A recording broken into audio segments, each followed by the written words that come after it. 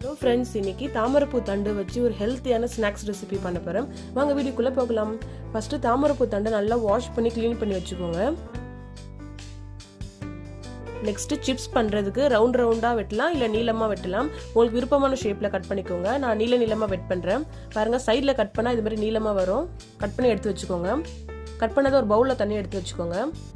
Next கொஞ்சமாக red chilli powder, garam masala, salt, ஓமம், கொஞ்சமாக கார்ன்ஃப்ளவர் ஆட் பண்ணி நல்லா மிக்ஸ் பண்ணிக்கோங்க. நல்லா மிக்ஸ் பண்ணிவிட்டு கொஞ்சமாக வாட்டர் ஆட் பண்ணுங்கள். ஆட் பண்ணி நல்லா மிக்ஸ் பண்ணி ஒரு 10 மினிட்ஸ் அப்படியே விட்டுருங்க.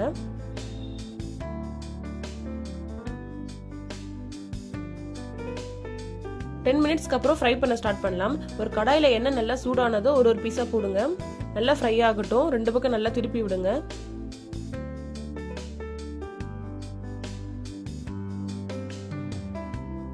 பாருங்க, நல்லா கிறிஸ்பியாக ஃப்ரை ஆயிடுச்சு.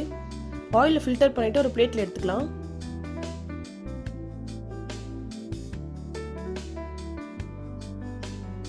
அவ்வளோதான், டேஸ்டி அண்ட் ஹெல்த்தியான தாமரைப்பூ தண்டு சிப்ஸ் ரெடி ஆயிடுச்சு. நீங்களும் உங்க வீட்டில் கண்டிப்பாக ட்ரை பண்ணுங்க.